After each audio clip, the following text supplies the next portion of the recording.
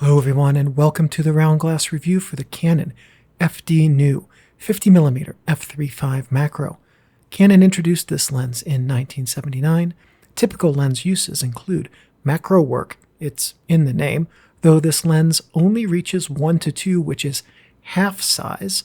So, as is typical for macro lenses of this era, it is not a true macro lens in that it does not reach 1:1 in lens, and it needs a extension tube to reach 1:1. However, it is exceptionally well corrected, and as a general use 50mm lens, it will work exceptionally well, except in low light settings. For your bottom line up front, this is my go-to lens for almost every camera manual video I've uploaded in the last 3, maybe more years. This lens is amazing for video, and it will likely be my go-to lens for camera manual videos for as long as I make them. For stills, it's highly capable, and although a bit more sterile than the inside of an active autoclave. For mirrorless shooters, a Your Mount to FD macro adapter will let this lens reach 1:1, maybe even a hair beyond, and is worth investing in. Your focal length and angle of view are 50mm and 46 degrees on full frame, 75mm and 32 degrees on APS-C, and 35mm and about 63 degrees on GFX. The aperture range is 3.5 to 32. Element and group count are 6 and 4. Design type is double gauze. Filter size 52mm. The closest focus point is 23.2 centimeters, which, in the US, is the width of a small child-size outfielder's glove when worn and not stretched flat, and all the calories you burn running from angry parents screaming about a strange adult interrupting a t-ball game with a tape measure. The drive type is manual focus only. Native mount is Canon new FD. The dimensions are 63mm by 57mm, and the weight is 240 grams. This lens can reach 1:2, which is half-life size reproduction with the built-in focus throw. To reach full-size reproduction, the FD25 macro tube is needed. The tube adds 25mm of extra length, and it allows this lens to reach 1:1.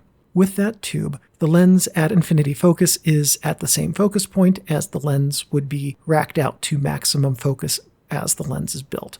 For GFX shooters wanting to use this lens for true macro work, the only option is to get that FD25 tube because, to the best of my knowledge, all of the full-frame and smaller mirrorless systems have third-party macro adapters, but if one is available for GFX, I've certainly never seen it for sale. Next up, for macro tube use, there's a separate set of focusing lines to use for gauging the magnification. So let's take a look at this lens and understand what all the markings are. On the focusing ring, the white marks are the focusing points in meters. Green marks are used for feet. The yellow marks are used to indicate magnification beginning with 1 to 10, which is 10% of life size. Right of the focusing scales, horizontal lines with yellow text indicate the magnification with the 25mm tube installed.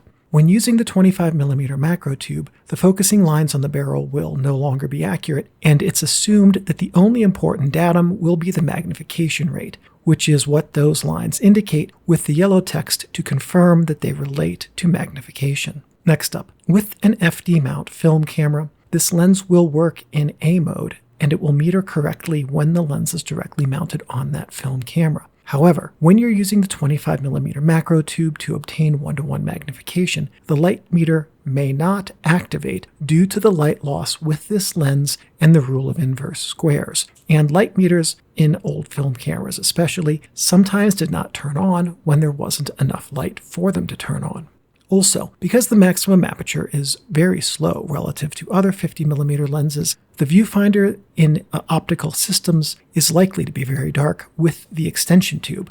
In most cases with this lens, when used for macro work, you will need either a tripod flash, or more often both, and that's true for film cameras and modern digital. With modern digital cameras, you don't want to use this lens in A, you want to use your camera in A mode, and then you want to set a specific aperture on your lens. And even when you're using it with a macro tube or a macro focusing adapter, you will still get accurate light meter readings with modern mirrorless cameras.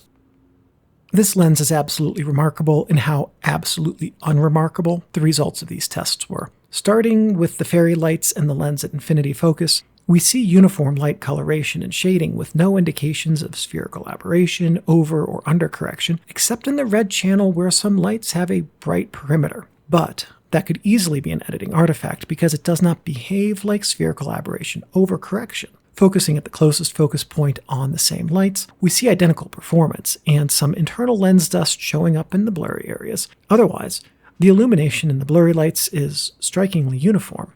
Going to the dots test chart, you can see that there is not going to be much to talk about here except the absence of stuff to discuss. The center at 100% shows good detail on my 36-inch monitor's pixels and exceptional, near-perfect squares. How perfect? Well, the corner square in this image has a single pixel of chromatic aberration that could, quite easily, be monitor splash. But even if it's not, let's assume that 1 pixel of chromatic aberration comes from the lens. That's 1 pixel, shot wide open, on an image which is 7,008 pixels wide. That's functionally perfect. The corners show exceptional performance too, with chromatic aberration of between 4 and 8 pixels being flared outward due to light ray projection angle.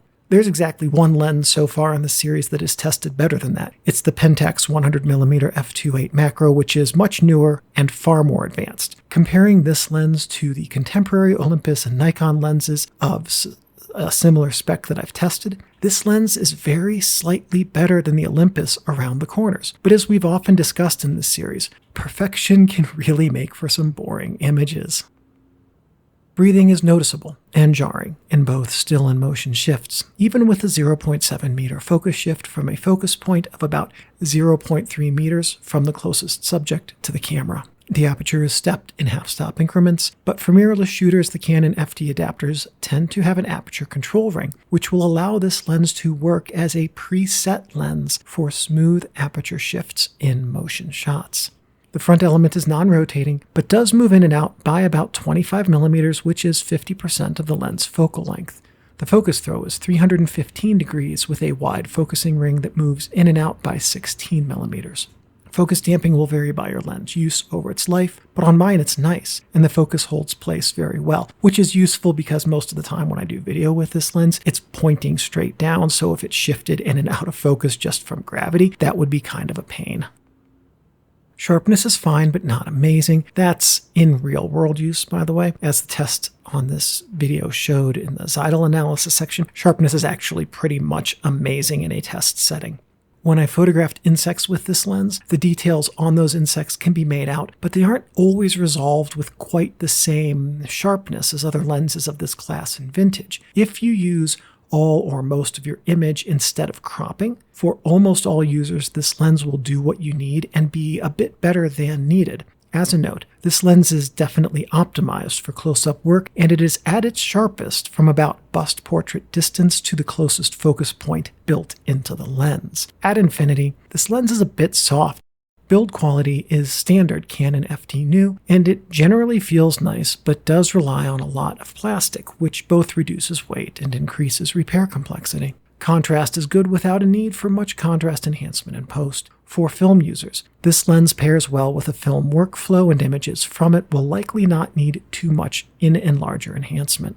Aperture stars are underwhelming across most of the range and generally look more like fans. They are at their best at f32, but images at that aperture will suffer from significant diffraction softness. Out-of-focus areas are generally pleasant, especially when the lens is focused close. Even chaotic backgrounds are generally very nice when this lens is at its closer focus points. Distortion I tested twice, at very close focus and at a more typical close focus point for 50mm non-macro lenses. In both cases, distortion is functionally or actually zero, and the performance from this lens in that regard is spectacular. Light loss is very pleasant on full frame, when wide open, and gone at f5.6. On GFX, the light loss is characterized by the edge of the image circle, and at f11, it's minimal, with the image area from this lens being very nearly enough to cover the GFX format. Flare and ghosting never happened for me, even when I tried to make the lens do either, and this likely owes to the very deep recess of the front element because the lens works like a lens hood. That is, the structure of the lens works like a lens hood. Balance with cameras is fine on film or digital. For crop sensor users, a speed booster with this lens will make it feel a bit front-heavy. The Canon FD new 50mm f3.5 macro is a versatile standard macro lens with some limitations. If you're a fan of this channel, you've seen this lens in use a lot whether you realize it or not. I use it to digitize 8x10, 4x5, and on the rare occasions that I shoot 5x7, those negatives. And I have also used it to record almost all, if not all, of the camera manuals I've released in the last 3 or so years. This lens, for me, works the best for video work because it's technically very sharp, but the images from it are always somewhat a hair softer than comparable spec lenses, and that makes it work a bit better in motion for me than it does in still. Also, the on-adapter aperture control makes this lens very easy for motion work if you want to change focus or aperture, and you can use a larger aperture to ensure proper focus before smoothly stopping down without also then having to adjust the aperture ring on the lens. This also ensures that I can change between aperture settings, what I want to shoot with and wide open, for instance, without actually changing my aperture or adjusting the exposure settings on the camera. Honestly, that use means that this lens really shines in video. For still shooters, this is an okay mirrorless option, though better ones exist. For FD film shooters, this lens does hold up very nicely on film, which is where I would recommend it be used for most still imagery. In all, though, this is a good and reliable lens that can perform very well, though it is not going to be the best for all situations. Hey, and if you enjoyed this video, check out this other one you'll probably really like too.